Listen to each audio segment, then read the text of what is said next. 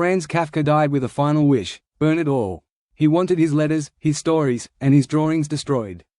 He wanted to vanish, but his best friend betrayed him, and today, in 2026, we are glad he did.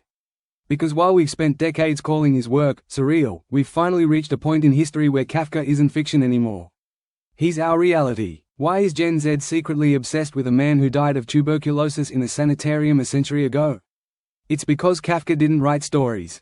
He wrote the source code for the modern world. He knew about the glitch before the computer was even invented. We all know the story. Gregor Samsa wakes up as a giant bug. But the real horror isn't the legs or the shell. It's that Gregor looks at his beetle body and his first thought is, I'm going to be late for the 5 a.m. train. Does that sound familiar? We live in a world where the planet is on fire, our identities are fracturing, and mental health is at an all-time low, and yet, the biggest pressure we feel is to keep our status green. To keep producing. Kafka humanized the absurdity of burnout long before we had a word for it. He understood that the greatest tragedy isn't turning into a monster, it's being a monster who still feels guilty for missing a deadline. Kafka's masterpiece, The Trial, starts with a man being arrested for a crime he didn't commit, by a court he isn't allowed to see, using laws he isn't allowed to read. In 2026, we call this the algorithm.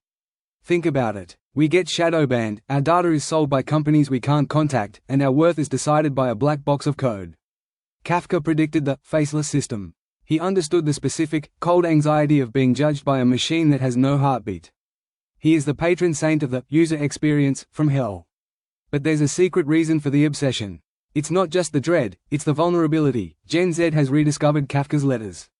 In an era of ghosting and seen receipts, Kafka's letters to Milena Jesenska feel like a prayer.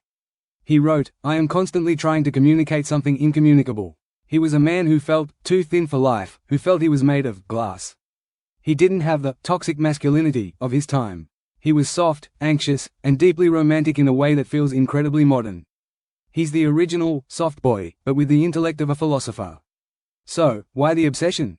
Because Kafka tells us that it's okay to feel small. It's okay to feel like the world doesn't make sense, because it doesn't. He validates our suspicion that the system is broken. By reading Kafka, we realize we aren't the only ones waking up as bugs in a giant machine. He turned his isolation into a bridge. He might have wanted his work burned, but we keep it alive because, in the maze of the 21st century, his voice is the only map that actually fits the terrain. Are we living in a Kafkaesque world, or are we just finally starting to see it clearly? Let me know your glitch in the system story in the comments.